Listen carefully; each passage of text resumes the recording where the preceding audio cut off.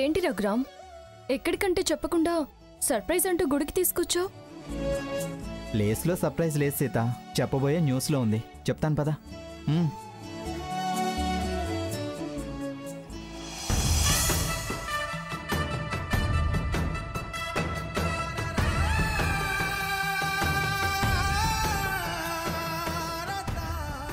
తను నాకు దక్కాలనుకున్నాను, దక్కింది. నా కోరిక మన్నించినందుకు, నా జత అయ్యేలా చేసినందుకు జీవితాంతం రుణపడి ఉంటాను స్వామి. తను నా సొంతం అవడమే కాదు, నా వాళ్ళందరికీ దగ్గరయ్యేలా చేసింది. నా కష్ట సుఖాల్లో భాగం పంచుకోవడానికి వచ్చిన నా సీతను ఈ మధ్యకాలంలో కష్టపెట్టాను, కన్నీళ్లు పెట్టుకునేలా చేశాను. నువ్వు నాకు తోడుగా పంపిస్తే నేను ఎడంగా పెట్టాను, నన్ను క్షమించు స్వామి. నా వాళ్ళందరినీ దగ్గర చేసిన సీతను నేను దూరంగా ఉంచాను, నన్ను మన్నించు. ఇక నుంచి ఎప్పుడూ మా మధ్య ఏ అపార్థాలు చోటు చేసుకోకుండా చూడు స్వామి. ఇప్పుడు విడిగా ఉన్న మేము ఒక్కటిగా బతికేలా చెయ్యి. తనెప్పుడు సంతోషంగా ఉండాలనే కోరుకుంటున్నాను, మమ్మల్ని దీవించు స్వామి. రఘురామ్కి నేనంటే చాలా ప్రేమ. స్వర్ణ విషయంలో నేను కలగ చేసుకోవడం ఏ ఇబ్బందులకు గురి చేస్తుందోనని భయపడుతున్నాడు. మా కుటుంబంలో ఉన్న కలతలు, కలహాలు, అపనమ్మకాలు, భయాలు తొలగిపోయేలా చూడు స్వామి. స్వర్ణ తొందరపాటు తగ్గించు, ఏ పొరపాటు దొరలకుండా చూడు. రఘురామ్కు నా మీదున్న ప్రేమే తనని ఆందోళనకు గురి చేస్తుంది. ఆ ప్రేమే నా మీద కోపం వచ్చేలా చేస్తుంది. తన నన్ను అర్థం చేసుకునేలా చెయ్యి. మా కుటుంబాన్ని చల్లగా కాపాడుతుంది.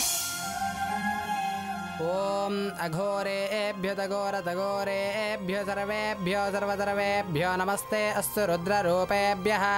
శతమానం భవతు శతాయుః పురుషः శతేంద్రియే ఆయుష్యేవేంద్రియే ప్రతిష్ఠతి.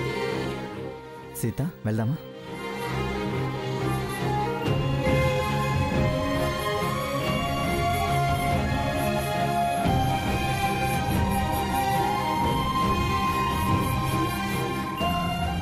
చెప్పు రఘురామ్, ఏదో సర్ప్రైజ్ న్యూస్ అన్నావు.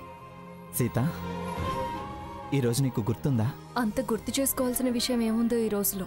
ఇది మన తొలి రోజు. తొలి రోజేంటి? గుండె జారి గల్లంతైన రోజు. ఏంటి? నీ సూట్లోకొచ్చి తొలిసారిగా నిన్ను చూసిన రోజు. హాయ్, మీతో సీత. ఏయ్, ఎవరు నువ్వు? సరాసరి సూట్లోకొచ్చావు. గుండె జారింది. వాట్? గల్లంతు కూడా అయింది. ఏయ్, నీకేమైనా పిచ్చి పట్టిందా? ఎవరు నువ్వు? రామ్నగర్ రఘురామ్. చూసిన క్షణమే నువ్వు నా సొంతమైతే బాగుండు అనుకున్నాను. అది నిజమైనా ఇప్పటికీ మర్చిపోలేని రోజు. ఓ, బాగానే గుర్తుపెట్టుకున్నావు. గుర్తుపెట్టుకున్నాను కాబట్టే పొందగలిగాను. నీకు సర్ప్రైజ్గా లేదా? లేదు. ఏం సీత? అప్పుడు డిస్టర్బ్ చేసావు, ఇప్పుడు నువ్వే డిస్టర్బ్ అవుతున్నావు. సారీ సీత, నీ మనసు గాయపడకూడదని, నువ్వు బాధపడకూడదని, నువ్వెప్పుడూ నవ్వుతూ ఉండాలని, ఉండేలా చేయమని ఇప్పుడే దేవుణ్ణి వేడుకున్నాను. మన ప్రవర్తనలో మార్పు రావాలి కానీ దేవుణ్ణి ప్రార్థించగానే సంతోషాలు దగ్గర కావు. నేను అదేగా అనేది. నువ్వు పద్ధతి మార్చుకొని స్వర్ణని తన తప్పు తాను తెలుసుకునేలా చేయమంటున్నాను. నువ్వు వినడం లేదు, నన్ను బాధ పెడుతున్నావు. ఏ చర్చకైనా నువ్వు నన్ను ఎక్కడికి తీసుకొచ్చావు? దేవుణ్ణి సాక్షిగా చేసి నాలో మార్పు తీసుకురావాలని చూస్తున్నావా? కారణం చెప్పాక కూడా తప్పంటూ నా మీదే ఆవేశపడుతున్నావు. నిన్ను నువ్వు సమర్థించుకుంటూ నా చెల్లెల్ని సమర్థించడం తప్పు అంటున్నావు. వాళ్ళు దగ్గరైతే సమస్యలు సమసిపోతాయని నేను ఆరాటపడుతున్నాను. నీ ఆరాటం నీ చెల్లెలు అర్థం చేసుకోవడం లేదు. తప్పు మీద తప్పు చేస్తూనే పోతుంది. నానమ్మేమో ఆ తప్పుని నీ మీద వేస్తుంది. నాకు భయం వేస్తుంది.